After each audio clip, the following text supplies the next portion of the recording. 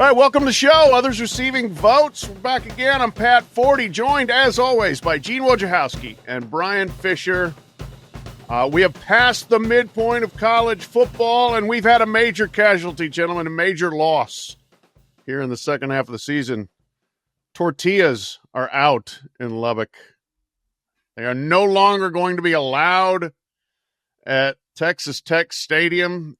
The favorite projectiles of Red Raider fans, your edible Frisbees that tend to get thrown onto the field there when they score or when they don't score, when they're mad at the refs or whatever occasion they had.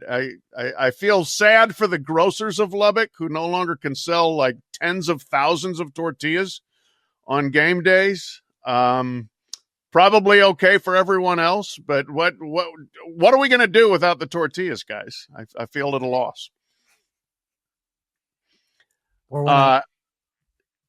This comes amidst the Big 12 kind of trying to clamp down on projectiles, on field storms and everything else, and kind of join the SEC and the ACC in that area. We want our people to behave, I guess, and be safe. I'm not sure anybody's going to be injured by a tortilla. They may get stuck in your cleats, I would think, but hopefully Texas Tech can still play winning football without the tortilla sideshow. Maintenance crew's happy. Yeah, very. When those things start getting trampled into the artificial turf, I would imagine it's a problem. So, other sideshow, we got to mention this real quick, and then we'll get into things because this is a big breaking story while we are taping this. There will be a press conference later today, but it will have already happened by the time this comes out. Eastern District of New York U.S. Attorney's Office announcing indictments and arrests, and apparently a bunch of them in the ongoing probe of illegal gambling, point shaving, performance manipulation in basketball. Today is all NBA related, so we will let that play out. This is not an NBA podcast, but it's significant. It's salacious. We've got a sitting head coach, Chauncey Billups, who has been arrested. Terry Rozier, a longtime prominent player, has been arrested. We'll see where that goes. But this does dovetail with college basketball.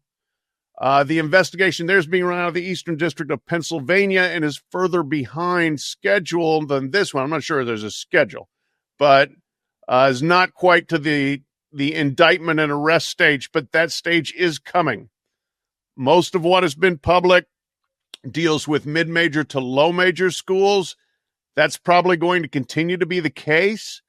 But as we get closer to the season tipping off November 3rd, keep your eyes peeled for more news in that area. Oh, and by the way, the NCAA just finalized allowing athletes to gamble on pro sports. So that's a nice little backdrop to what's happening with the feds right now. But anyway, let's talk college football, guys. The hire and fire market is on fire. Florida finally, officially, has added itself to the list of vacancies by firing Billy Napier. And I want to ask you, two huge openings right now. A lot of good jobs open, but two huge ones, Florida and Penn State. If you, Wojciechowski, if you are the most qualified candidate in the country for those jobs or any other, and you are, of course, which one do you take, Florida, Penn State, or something else? If you told me that LSU was also available, there you go. That would definitely make this really interesting, but I'm not going to overthink it. I think it's Florida. You can't back out of your driveway in Gainesville without maybe hitting a 5-star. Can't swing a chin strap without, hitting somebody who can run a 4.3 40 in that state. So you have instant access to, one of the great recruiting grounds. Your three sort of annual rivals for the next 4 years are Georgia, Kentucky, South Carolina. I can live with that. The weather's better. There's no state tax. Yeah. What else? Penn State hasn't won a national championship since '86. Florida's won 3 of them since '96. I would say that the conferences are basically equals, but if you look at the number of eyeballs on TV ratings right now between the two conferences, the SEC is crushing the Big Ten right now. So I think there's a lot going in Florida's way right now. You also don't have to make that cross-country trip like Penn State does. They have one every year. So I think Florida is the choice for a lot of different reasons. I will disagree slightly, and I will go with Penn State. I think there's a much clearer path to the playoff if you're a Big Ten team like Penn State. I think that's number one, and number two, the alignment is better. I think that's going to count for a lot of things in a lot of these coaching searches. Where is that alignment with your administration? And frankly, that's not been proven to be there at Florida. You have an AD who has a firm expiration date in terms of when he's retiring. You have presidential chaos. They've had multiple interim presidents that have come really cycled through there. So there's a lot of issues going on at the school outside of athletics that I think are going to impact that Florida job. And I think you look at it. Yes, Florida is Florida. They've improved facilities along that. You do have that recruiting base, but you're also competing with Georgia, with Ohio State, with Alabama, with Clemson for players, and you're on the back foot on that. Versus if you're in Penn State, you kind of got the Northeast to yourself. You can go down to Florida, you can go down to Ohio, you can go down to Michigan, California, other places to get guys, which that has not been the issue. Recruiting under James Franklin has been fine. They've been producing first-round draft picks. That's not been the issue there at Penn State. And look, the Nittany Lions schedule, not only just for the future, but especially next year, sets up really well for a big bounce back year. They don't play Ohio State. They got Michigan on the schedule at the Big House. They have USC at home. So this is a schedule that does set up nicely for a program to be competitive right away next year with the big coach. So I will go with Penn State, although I do think it is pretty close, given those talent advantages you have at Florida. And you guys both actually made good arguments. I wasn't prepared for such preparation, if you will. I mean, Gene's throwing out quality of life stuff, weather and income tax. Yeah, Bryan's throwing out alignment. How'd that work out for James, that alignment? Yeah. Eventually, they became unaligned when they stopped winning. $50 million check, that works. Yeah. That's how that happens. I was prepared to say Penn State, and then I listened to Gene. I'm like, maybe it's Florida. Gosh, I mean, they're both easily top 10 jobs. When things are right, they could be top 5. Of course. I think for me, like if I'm trying to think like a coach and I'm obsessed with trying to win a national championship, I'd probably say Penn State is the easier access to the playoff, as Bryan mentioned. I just think it's an easier conference, slightly richer conference too, but still, most of all, it is an easier conference. I just think the depth of the SEC means you're just going to have years. You get a couple injuries and all of a sudden you're 8-4. Key injuries. And I think in the Big Ten, it's still pretty top heavy at this point. Obviously Ohio State, Michigan, Penn State, Oregon, but you got to throw Indiana in there at the moment. And I do want to make quick mention of that. Curt Cignetti got his contract after we did last week's show, but we were talking about what's sustainable. And if you keep your coach, maybe it's sustainable there. And I did do a little bit of back of the napkin stuff where Curt Cignetti has a .900 winning percentage. He's 18-2 at Indiana. He has the biggest gap in his winning percentage versus the university's historic winning percentage of any coach in America. Like he is overperforming more than anyone ever has anywhere.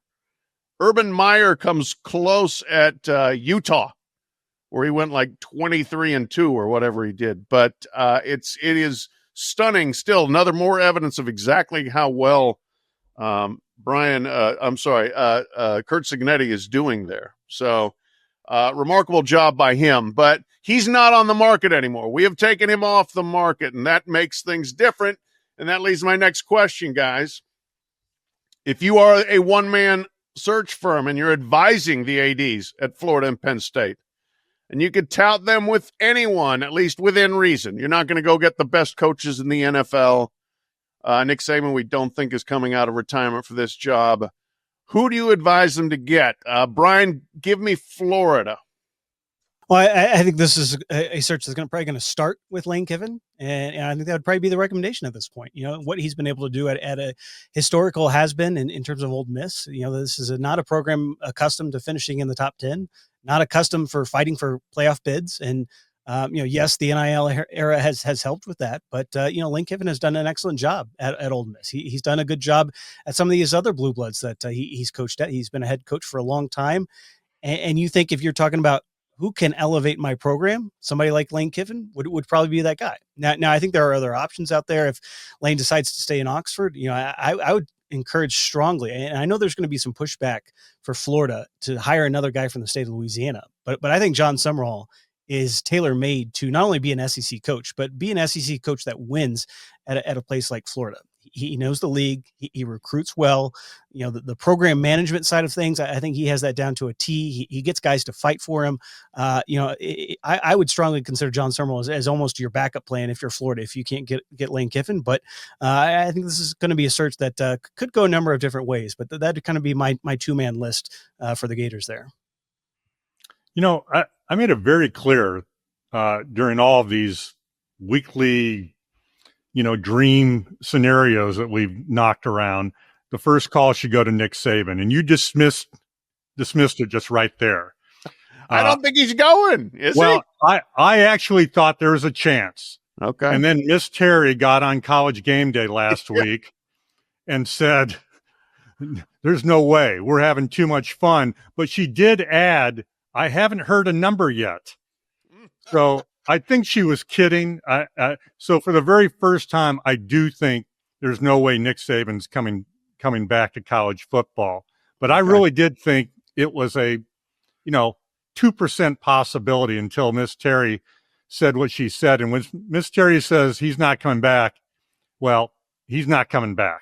She holds veto power. That's clear. Absolutely, in that family. So you're trying to find somebody that can fix that offense and that can develop a quarterback. And as Bryan said, that's Lane Kiffin. But it's also the guy in your hometown, Jeff Brom at Louisville. But Lane Kiffin would be my first choice. But does Lane Kiffin, is he going to leave? I mean, his son is playing high school football in Oxford. He's going to get a huge raise out of this if he wants to stay at Ole Miss. He seems happy there. He's getting players there. And he doesn't have to win a national championship there to keep his job.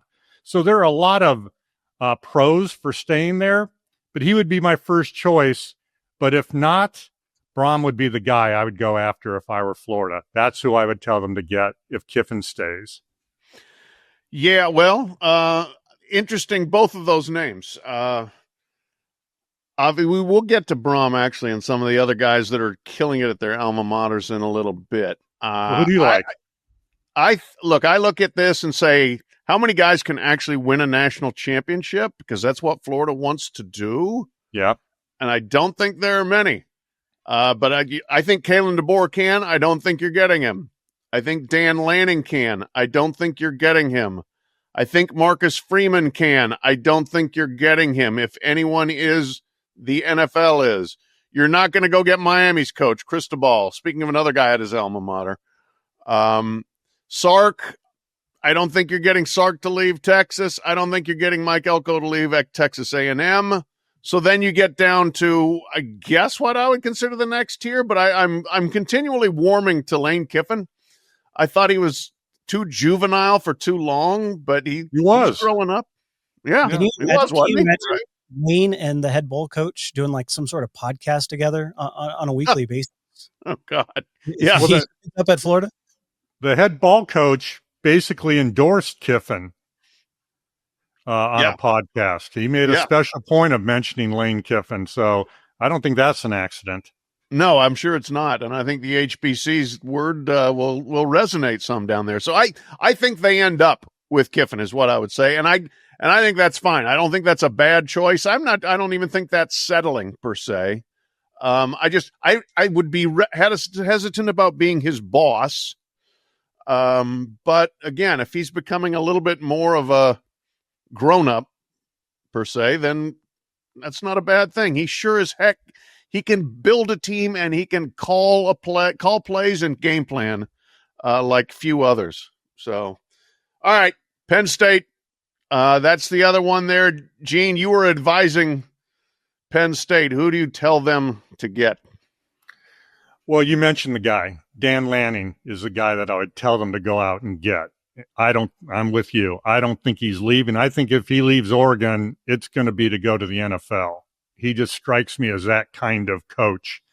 But if he gets tired of making those 4 cross-country trips a year and he thinks he has a better chance of winning a national championship at Penn State, which he probably does at Penn State than Oregon, then that would be my first choice. But if you can't get him, I know you just want one name. I'm going to give you 2 because to me, they're very similar in styles, in fearlessness, in the ability to find and develop quarterbacks, not being afraid of that kind of job. And it would be Dillingham at Arizona State and Clark Lee at Vanderbilt. I think either one of those guys could go in there and by the sort of will of their personality, make a huge difference. And so if I'm flipping a coin, I probably think that Clark Lee's a better fit for Penn State, but, this close. So those would be the 2 names if I were the consultant. I'd be surprised if Clark left for any place other than Notre Dame. That'd probably be the only spot that I could see him leaving his alma mater. He's from Nashville there. So I think that might be a difficult one for Penn State, but I would throw out, make sure you give a phone call to Brian Kelly. I think that would be first and foremost on my list if you're Pat Kraft, to see if there is a better fit up there in the Northeast where he is somewhat from. Interesting. He's just been a fish out of water in Baton Rouge. And look, the results have not been that bad, all things considered. I mean, he's produced a Heisman Trophy winner. He's been in playoff contention at least into November, pretty much every year that he's been down there. He's recruited a talented roster. I think they were behind on NIL initially that they've kind of caught up with. It's not produced on the field in terms of results, but I think you could call Brian Kelly. I mean, he's a guy that's led the team to multiple national title games, and so and he's been able to kind of evolve with the times, and I think that would be a little bit better fit in terms of what Penn State's looking for. Yes, it's a big name. Yes, it's a guy who can coach, but yes, it's somebody that can kind of re-energize that program and kind of get everybody moving in the right direction. Plus, he knows that competitive landscape in the SEC. So, if you're talking about, truly contending for national titles, you're probably going to have to go up against the SEC teams in terms of recruiting, in terms of on the field results. So I think that could prove to be a big time hire. And look, realistically, yes, you're probably going to make a phone call to Matt Campbell. I think he would be terrific there. He's a guy who has done more with less, probably than anybody else in the country. I mean, to win double-digit games, to set school records at Iowa State, which is not an easy place to win at. He's done that, and he's done that consistently. And, he's from the Midwest. I think this would be one of the 3 probably jobs out there along with Ohio State and Notre Dame that he would consider. And so I think that would be the first phone call realistically. And I would also put Dan Mullen out there. He's from Pennsylvania. From an X's and O's standpoint, it's hard to get better than what Dan Mullen has done. We've seen that from this 6-1 start with UNLV. He's not a guy that knows how to coach. Yes, you're going to have a strong general manager to pair with him, and some recruiters to go with that. That was the issue at Florida. I know he's pushed back against that kind of narrative a little bit recently, but I think from a on-field, can we get those big-time wins against an Ohio State, against an Oregon, against those teams that we're going to play in the playoff? And Dan Mullen strikes me as a guy that could get you over the hump if you're Penn State. Just to recap here, we've had somebody on this show say that the only place the Vanderbilt coach might leave for is Notre Dame. The Vanderbilt coach?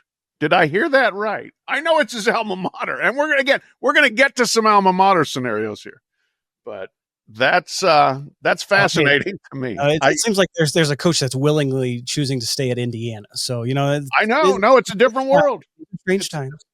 It's a different world.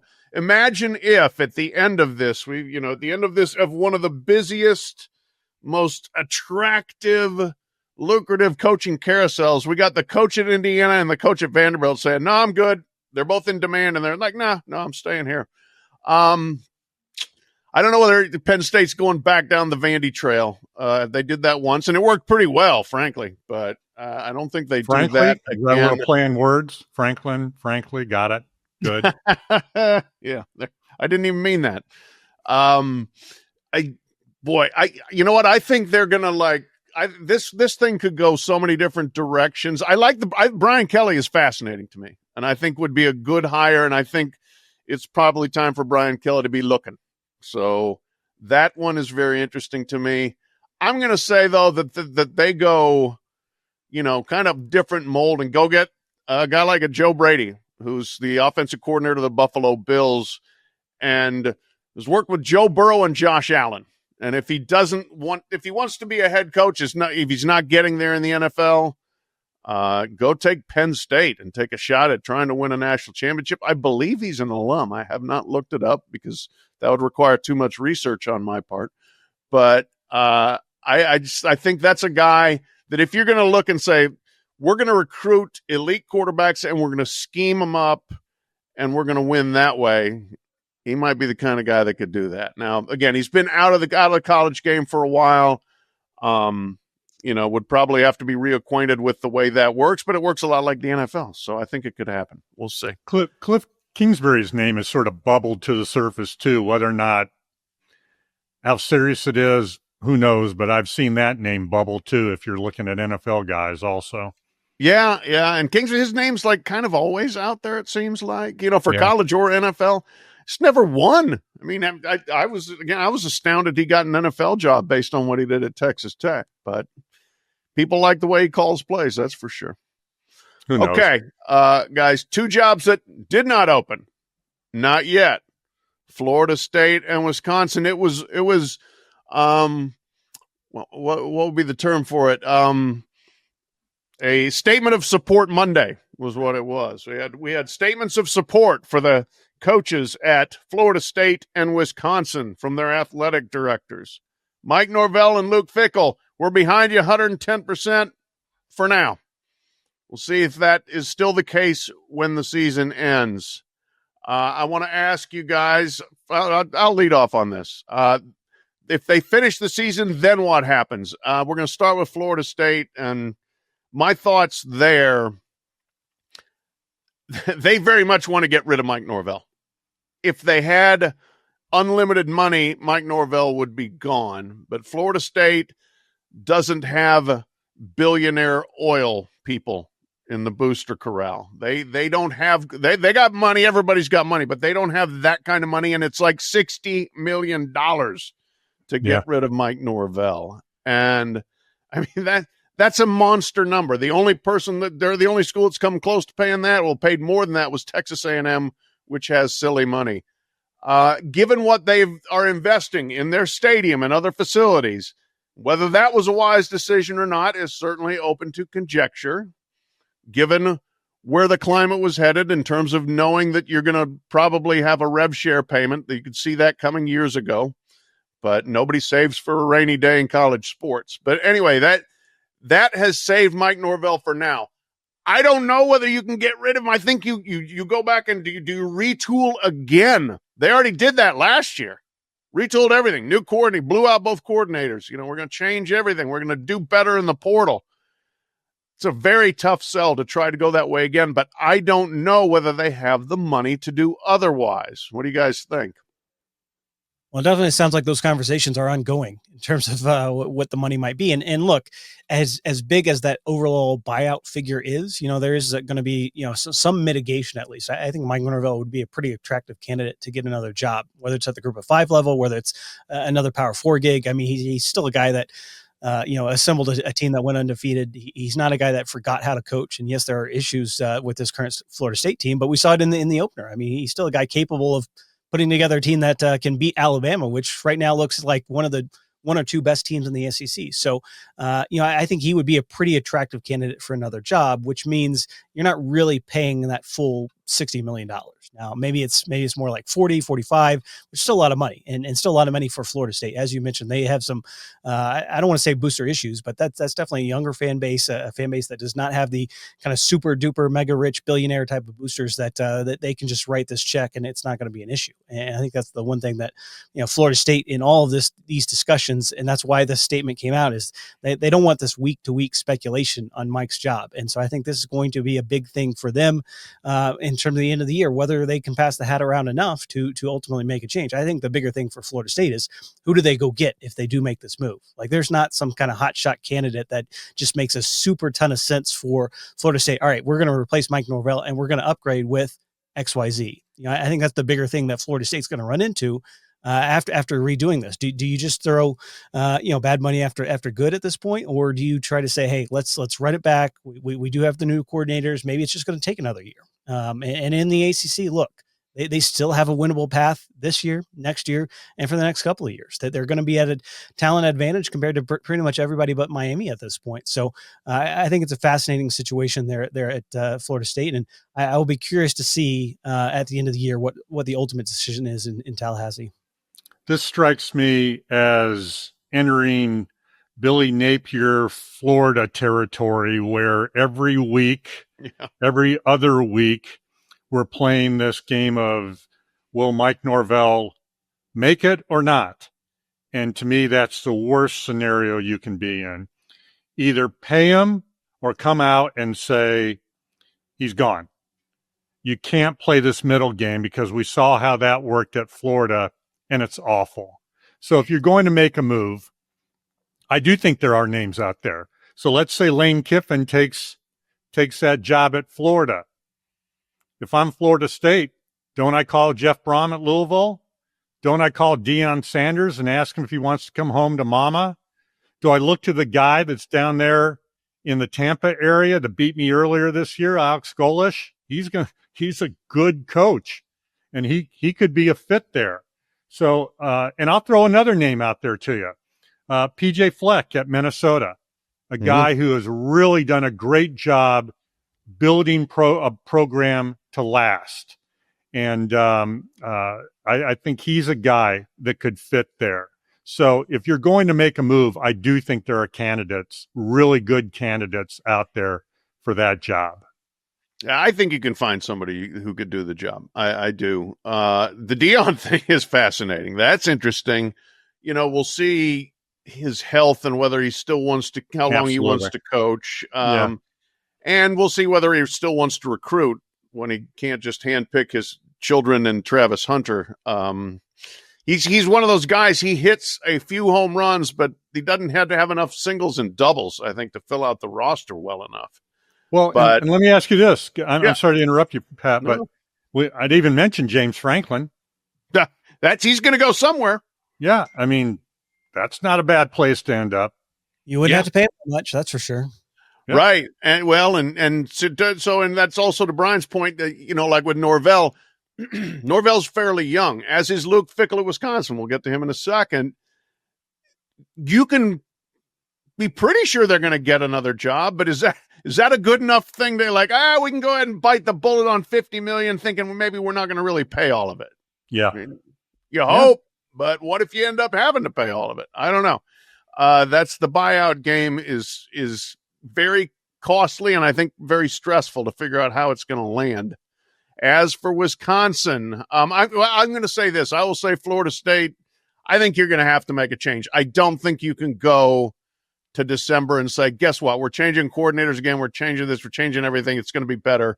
I think the fan base is done with that. So I would think they're going to spend the next 6 weeks working on exactly that. And maybe that's where their buddy Drew Weatherford of Redbird Capital, maybe they do an individual school private capital situation. They've talked about it down there before. As for Wisconsin, Luke Fickell, good Lord, it's bad. 2-10 in his last 12 games. Hasn't beaten a power conference opponent in a long, long time, going back to last year. Gene, what the hell do you do with him? Well, his AD did come out and sort of threw him a shield in a way. sort of fell on the sword by saying, hey, the University of Wisconsin, hasn't done a very good job of funding our program the right way. We're underfunded relative to NIL, getting guys out of the portal, being able to pay for them.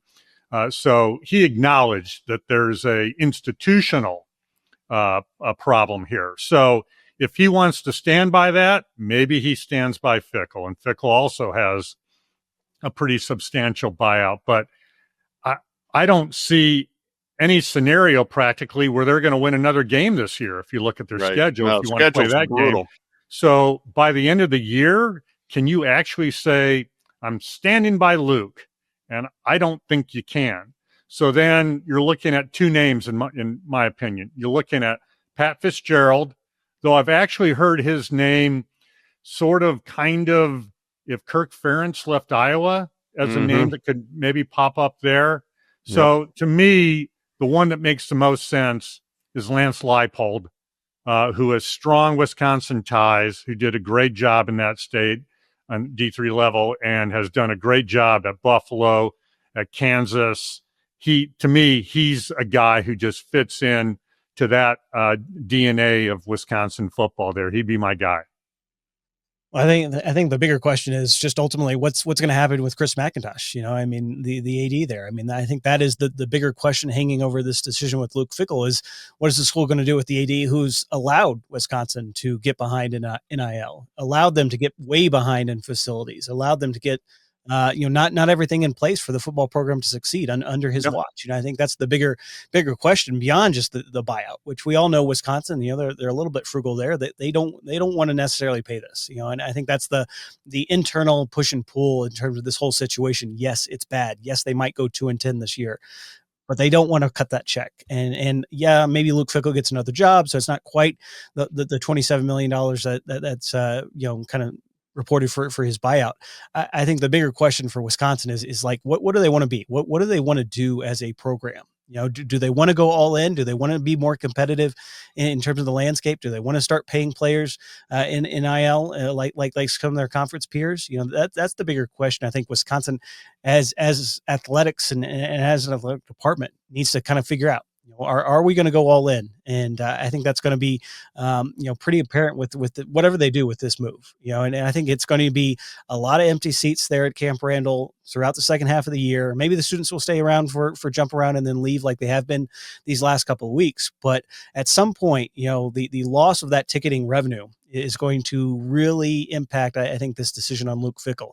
If it gets really bad, if fans are really tuning out this program, I think they're almost forced to make a change. And I think that I would throw another name out there, Gino. I think those are good names, especially Lance Leipold, who I think would be very interesting for this gig in particular. But I'd also throw out Jason Eck there. He's done a terrific job, been a head coach for a while now. He's a former Wisconsin offensive lineman, and you talk about maximizing resources. He's won at Idaho. He's winning right now at New Mexico. He knows how to get those under-recruited guys, develop them, great offensive mind. I think that's the one thing that, Wisconsin fans, they have been subjected to 3 yards in a cloud of dust for a long time. If you want to actually get some excitement back in the program, a guy like Jason Eck, he can scheme up some plays that I think would delight the Badgers fans out there. So I throw that out there. And plus he's an old teammate of the AD. So I think that is also a factor in the search.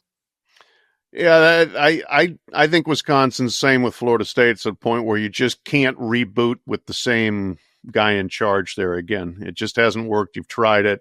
So I think you move on. As far as what they want to be, it's a good question. It's a valid question. The thing was Paul Christ, he'd let it slip, but he was a pretty reliable 9-3, maybe 10-2 kind of guy. And I think they'd love to get back to that. They may not be ready to take down Ohio State, but it sure is fun when you're winning 3/4 of your games every year. I'm going to throw out another guy with Wisconsin ties that I think has done phenomenally well so far in two difficult jobs.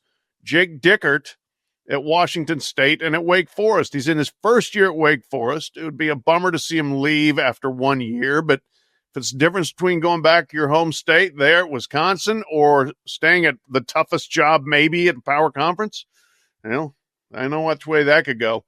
All right. Two more coaches under fire. We got to hit these quickly because we got other stuff to get to.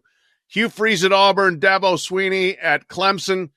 Bryan, 60 seconds. Do they both stay? Does either of them stay? Do none of them stay?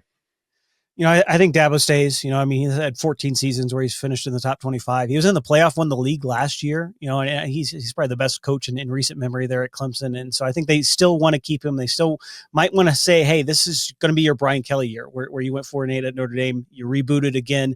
Maybe you do lean more into the portal. Maybe you kind of actually modernize that program. So I think Dabo will at least be given the chance to do that at Clemson. And I think it was not, it was kind of underreported that Graham Neff, the AD there, got a nice new extension this past week. So I think that's going to play into this, saying, hey, we're going to give you another chance. But, the pressure is definitely on there.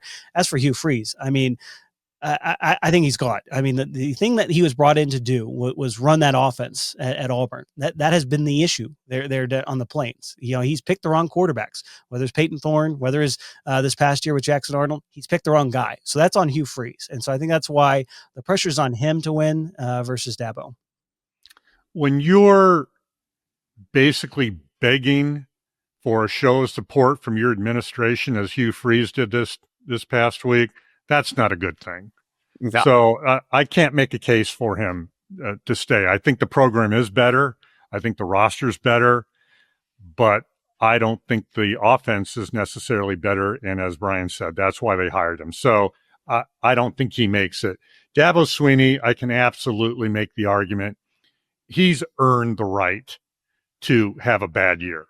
He's earned the right to have screwed up in the portal. He's earned the right to sort of have a gap year. So he's the ACC's all-time winningest coach. I just don't think you cut the cord. I almost find it semi-ridiculous that people are saying he needs to go. He's been there a long time, and maybe his message has gotten a little stale. But give him a chance, at least one more chance, to evolve and get better in this new era. So I'm keeping Dabo. Yeah, I'm with both you guys. Freeze gone, Dabo back. You cannot, if you're Clemson, walk into Dabo Swinney's office and say, look, I'm sorry, you got to go. There's no way that happens. And Graham Neff, yes, he's been further empowered, but he doesn't want to be the guy that blows out the best coach in school history who's won 2 national championships in the last decade.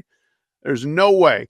Now, the Dabo situation reminds me a little bit of Denny Crum at Louisville, where he's the best thing you've ever had, and he's beloved, but stubborn as heck and would not modernize.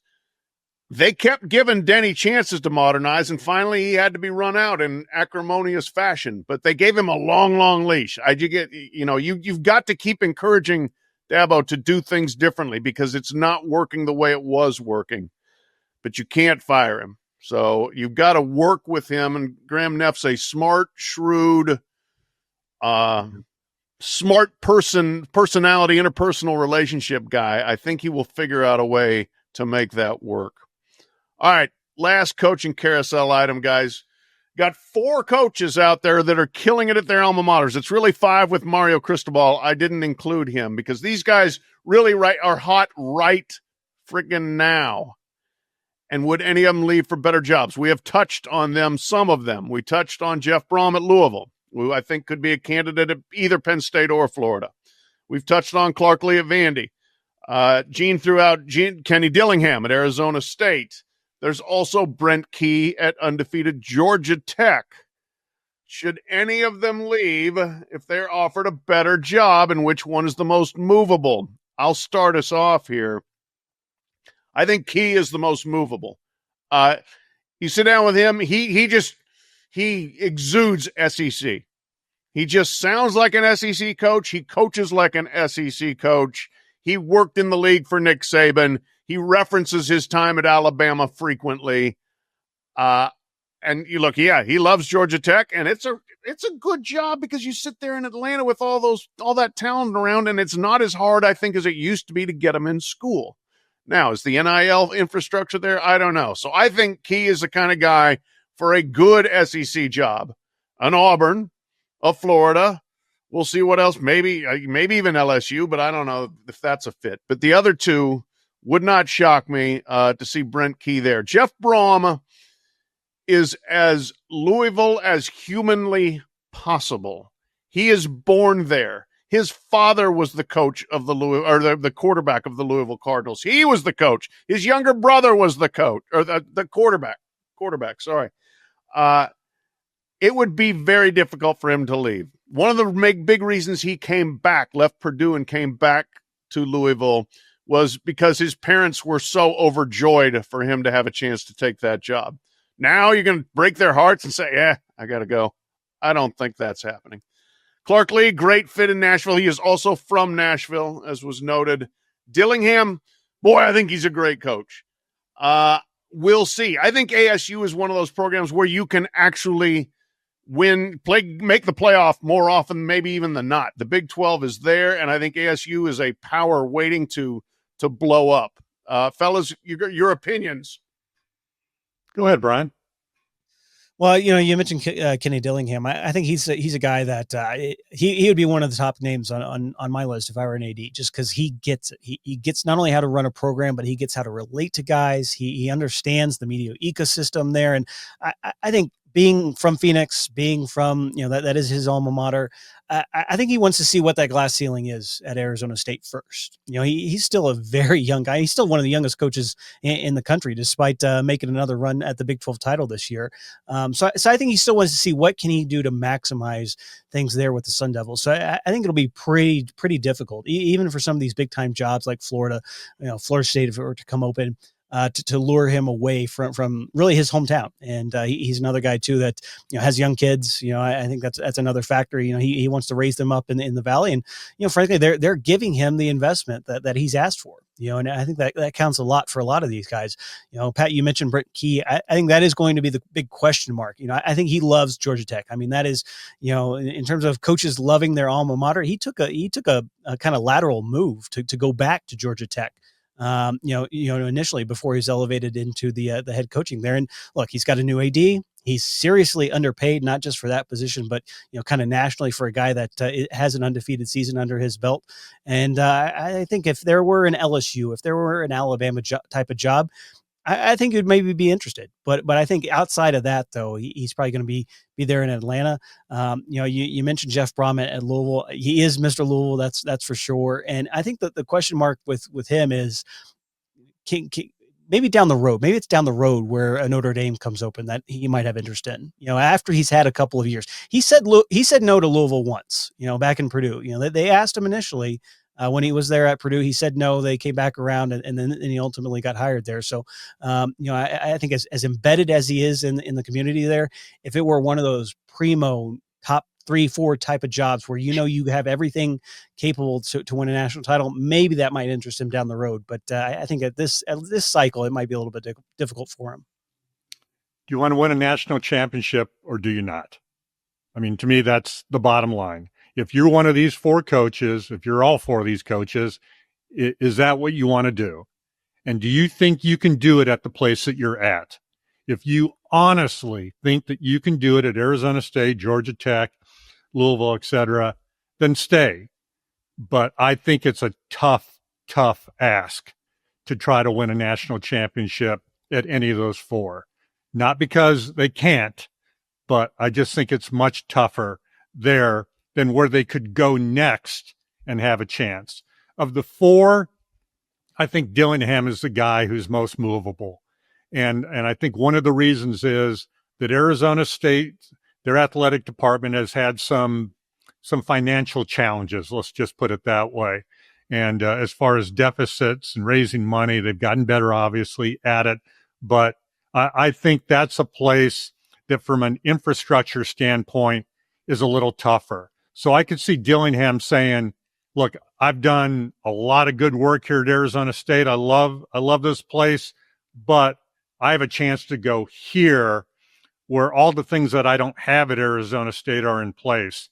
So he'd be the guy that I think is most likely to maybe take the bolt and go. I would say this. I think that all four guys will be in their AD's offices, or really the AD would be smarter to be in their offices if they haven't already, and said, let's just make sure you're as happy as humanly possible here. What do you need? And I think they'll all ask for more NIL money, first and foremost. They may ask for more personal money too. But I think that all those places, those guys are getting ready to get more of what they want at the very least. All right, I think we're going to skip here. I was going to do something on the 10-year anniversary of the trouble with the snap game, Michigan State, and like the craziest thing we've seen, the most shocking game-deciding play we've seen. Do either of you guys have anything that jumps out there? I've covered the Bush push. Ooh, that's a good one. So that was a good one. Yeah. And I remember after the games, sitting there with Matt Leinart. He was just sitting on a folding chair. I don't even think he was in the locker room.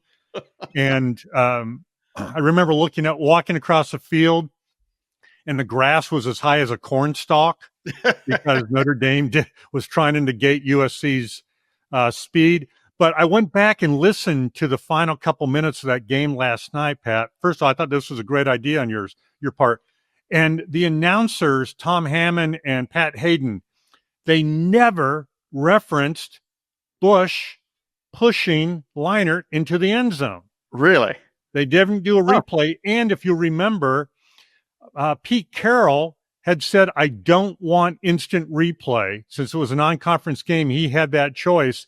There was no instant replay on calls in that game. Wow. So they couldn't go back and look at it. So really, in retrospect, it was an amazing confluence of events. And the last one I'll throw in there was the CU game against Michigan. Oh, God, 94. were you there for that? Well, there's a story. I was supposed to be there, September 24th, 1994. Yes. This fantastic game. Instead, that was the day that I got married. Oh. And I remember hearing noise in the crowd behind me as we were getting ready to stand up at the altar. And that's when Stewart had thrown the damn pass that I missed. But I did write a college football notes column the next day on my honeymoon, a fact that my wife, Cheryl, has never let me forget. Oh, my God.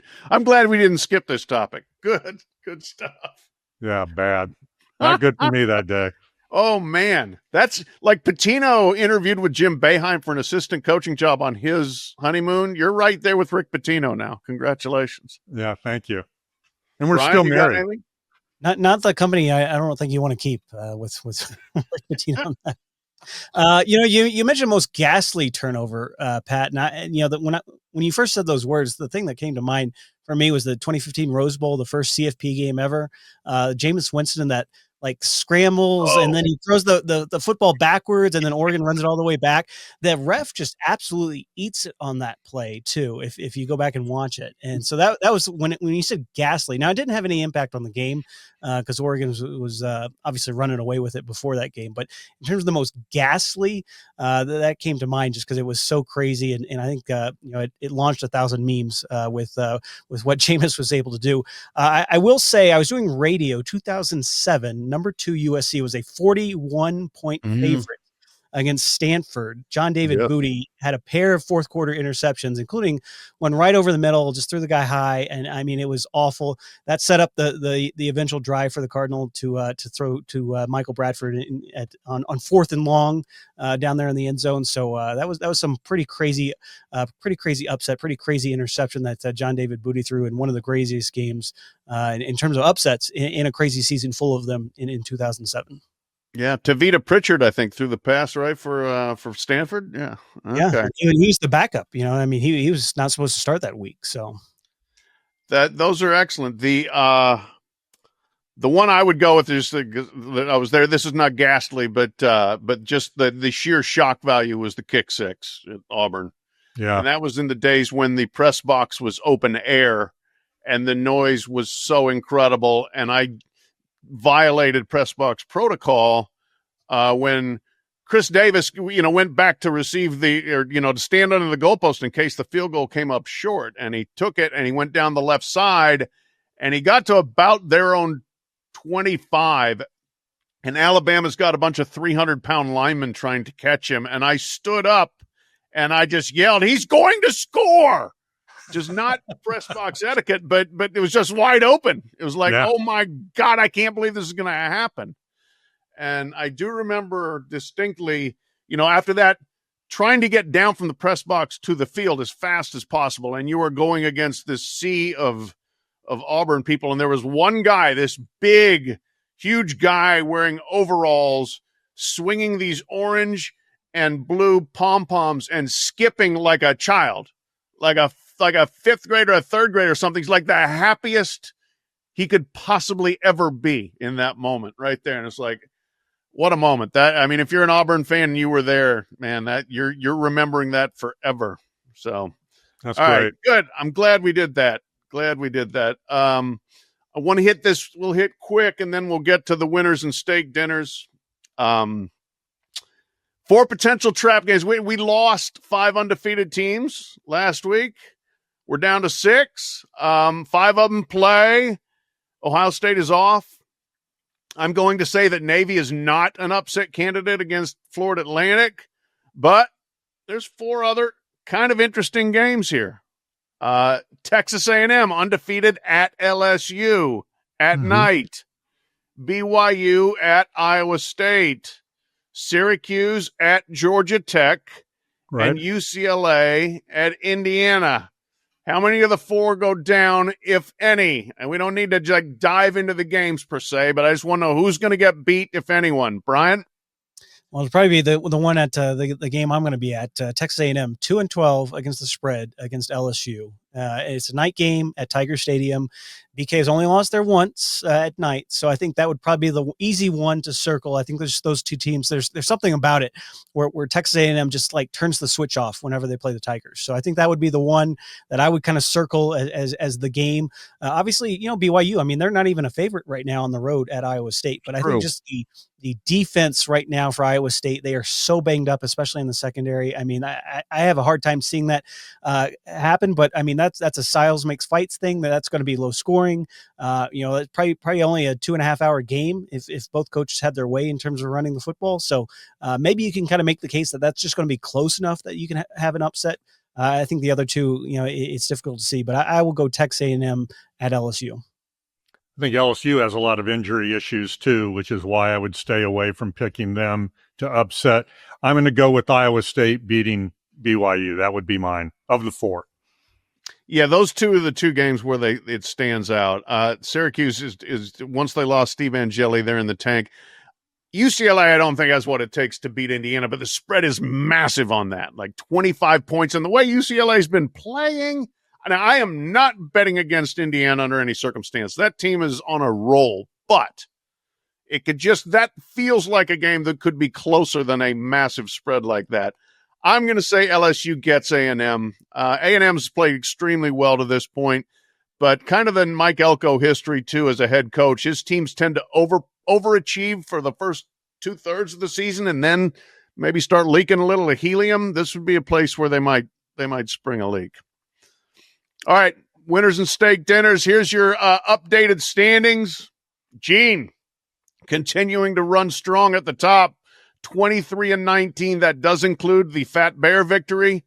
Thank you. Bryan, 21-20. I'm 20-21. We all went 2-3 last week. Meh. Let's do a little better if we can.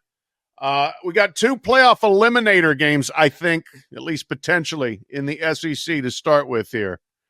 Missouri getting 2.5 at Vanderbilt. I'm going to be there. I never in my life thought I would cover for a national outlet a Missouri-Vanderbilt game, but I am. Both of them with 1 loss, both having great years. Black and gold on black and gold crime in Nashville. I'm going to take Vandy here. I like everything Vandy is doing. I like what Missouri's doing too, but I was so impressed with Vandy and the way they played against LSU. The offense is humming at a really high level. Pavia is tough to stop. I'm just going to take the Commodores to win and cover at home. I'm right there with you. No, go ahead, Bryan. Yeah, I'm sorry. I was going to say, I'm right there with you. I think just the way Vanderbilt is playing right now, I think the wheels are coming off a little bit for Missouri, especially if you can bottle up Ahmad Hardy. So I think they're going to try to make this a one-dimensional type of offense for Drink there. And I think Vanderbilt, with all the emotion, with all the excitement there in Nashville, they got game day there. There's just the town feels a little bit different from talking with some few folks around there. So I will go with Vandy to cover the 2.5. God, I hope that poor little Missouri team can somehow just maybe hang in there just a little bit. I mean, geez, the way you guys talk about Vandy, I don't even think they have a chance, but they're a juggernaut, Vandy juggernaut, man. I think this could be a rat poison game. You've got College Game Day there. You've got everybody patting Vandy on the back and just kind of assuming, well, we're going to beat Mizzou, and then, we're off. We're going to keep on going here. We're unstoppable. Hardy's too good of a back to rush for less than 60 yards 3 games in a row. I think he breaks out here. And I think that, I'll take the 2.5 points if that's what you're asking. Sure. I'll take Mizzou, the 2.5 points, and feel good about it. And I think Mizzou will play well in this game. And I think I'll at least get the win on the points. And I wouldn't be surprised if Mizzou wins outright. All right. They got 2 for Vandy, 1 for Mizzou. Second playoff eliminator in the SEC. Mississippi getting 4.5 at Oklahoma. This is just an unbelievable gauntlet for Oklahoma to finish the season here. They somehow Texas got a lot easier welcome to the SEC schedule than the Sooners did. They play number 8 Ole Miss, then they're at 17 Tennessee, at number 4 Alabama, host number 15 Missouri, host number 20 LSU. Yeah. Yikes. But at this point, I kind of like where they're at. We'll see here. Bryan, what do you think in Norman, Rebels at Sooners? Well, I think the way that Ole Miss played for probably 3/4 of the game there against Georgia will give them a lot of confidence going into this one. And Lane Kiffin talked this week about just the difficulty of facing that Brent Venables defense. I think he'll have some plays that are, designed to beat that. So, you're getting points on the road. Give me Mississippi plus 4.5. I'm going to take OU, and for the opposite reason. I think Venables is the guy who can maybe find the way to shut down that Ole Miss offense and to cause problems for Ole Miss. That's what that guy lives for. And this will be game 3 of John Napier back from his hand surgery. He hasn't looked like the John Napier pre-surgery, but third game, I think he continues to progress, and the game's at OU. So I'm going to stick with OU on this one. I'll give the points. Yeah, I think I am too. I'm going to go with Oklahoma there. First of all, I picked South Carolina to cover against them last week as my lock of the week. That didn't work out so well. So I'm tired of doubting the Sooners. Give me Oklahoma there. It's not a huge spread. They can win that game by 5-7 and cover. So I'll take Oklahoma. All right, ACC game. There's no really good games in that league this week, but let's get a little Chapel Bill update into the show. That's what you're supposed to do. This should be a rating spike right here. Virginia has had a great year, giving 10.5 at North Carolina. North Carolina has stunk this year, but you're getting double digits at home. Any chance for the hoodie? Gene, what do you got? I don't care if this game's in Chapel Hill or in Belichick's backyard or in Foxborough or where. They're not. They're not going to do much in this game. I just don't see it. They played less awful against Cal last week, but is that how we're judging Carolina these days, on degrees of awfulness? I think UVA covers the 10.5. I'll take the Cavaliers. Yeah, give me the Hoos as well. You remember a couple weeks ago when Clemson just absolutely trucked the Tar Heels?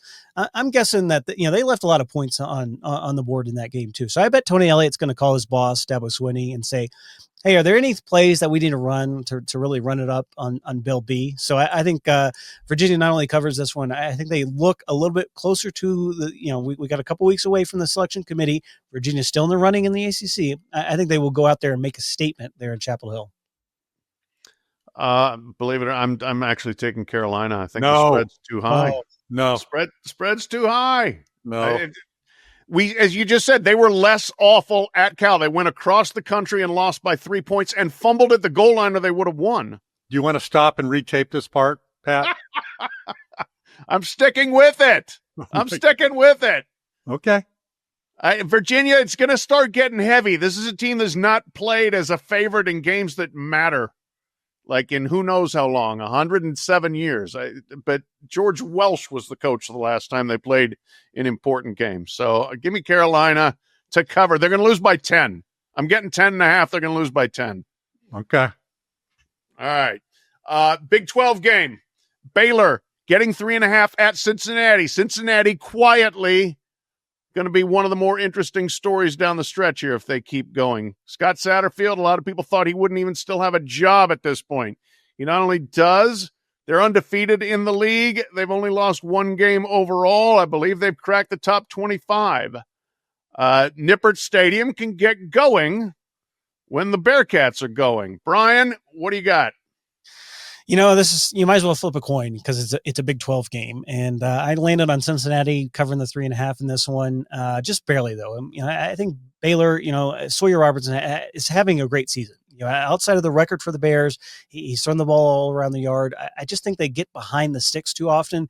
And if they have a turnover or whatnot, Cincinnati is a team that can take advantage of that. They're going to slow the game down. I think Brendan Sorsby is one of the better quarterbacks that we're not talking about this season with what he's been able to put on the field. So give me Cincinnati at home to cover the 3.5, but just barely. You just don't walk into Nippert Stadium, Pat.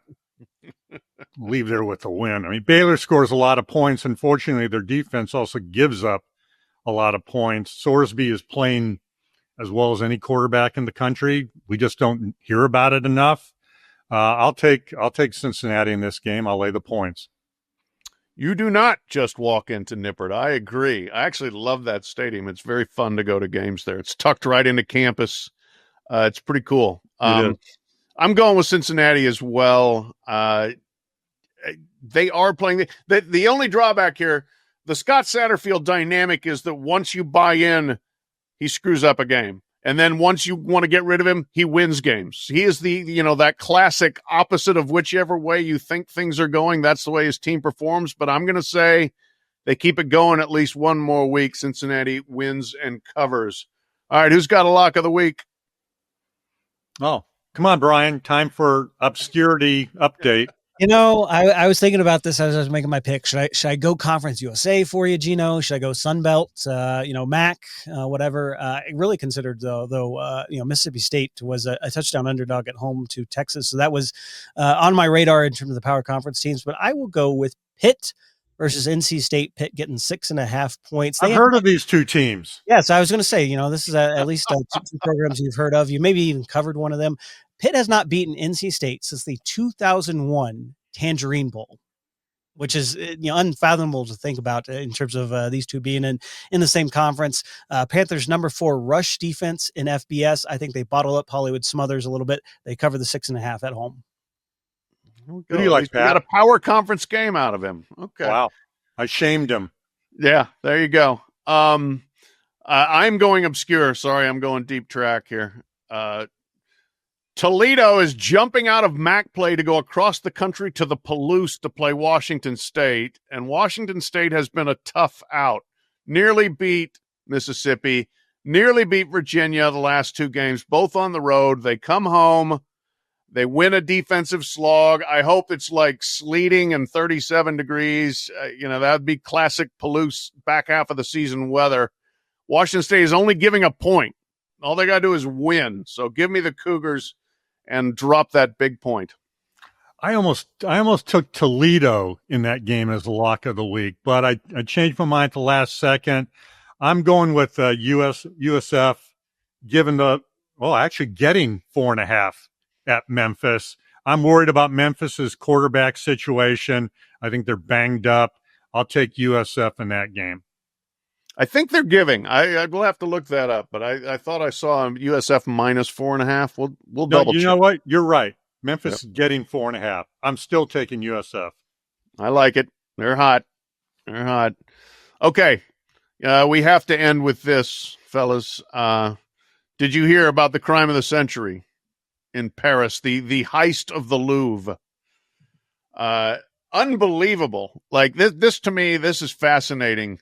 These guys went in broad daylight with the museum open and got out with $102 million worth of jewels and jewelry.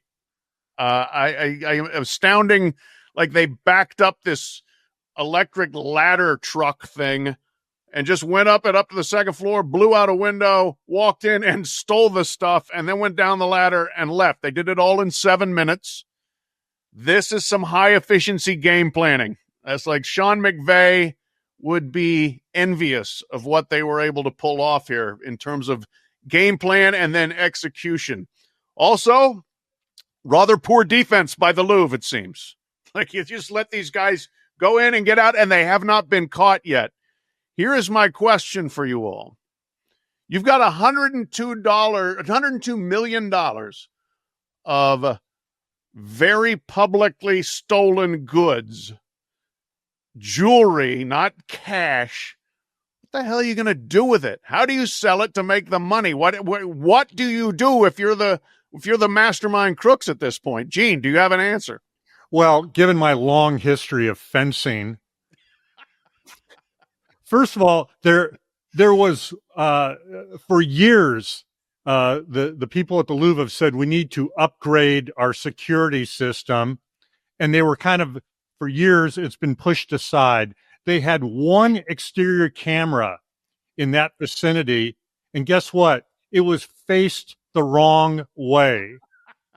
And these thieves weren't exactly, the greatest of all time. They left behind the window thing that they used to get into the building, left behind a vest. We're supposed to try to burn that crane that you mentioned, couldn't do it. And they dropped some crown jewel thing and just left it in the road or the street. So, they didn't really have it together themselves. You only get 10%, they say, of these kind of stolen goods. But 10% of 102 million, is that what you said? Yeah. That still works. I don't know how you fence this stuff, but I did read that they'll take the diamonds out of the settings, and that's what they'll use to go sell to the fences because they're harder to trace. Okay. All right. Well, God bless them. This is going to be a tough one, Bryan. Do you have a means for them to be able to profit off of this? Well, I'm sure there's some sort of private buyer somewhere in the world that will be the one that's ponying up for this. But that was a lot of research, Gino, in terms of not only this crime, which I'm sure the production schedule has already been greenlighted for some sort of Netflix special, or maybe this is the next season of Lupin on Netflix or whatever. Like this seems like it is a made-for-TV heist. That's the only thing I got to add to this. Gino comes prepared, man. He's ready. And I will say, yes. So the Louvre underfunded like Wisconsin NIL. Is that what we're saying here? That Chris McIntosh and whoever runs the Louvre are both in trouble for not raising enough money or not spending enough, I guess you would say. Well, stay tuned. We'll have crime of the century updates on this as these guys go. We'll see how long they can stay at large, and if they're able to sell their items and live in, some Caribbean country or whatever. All right, that's the show, everybody. Thanks very much for listening. We'll be back next week.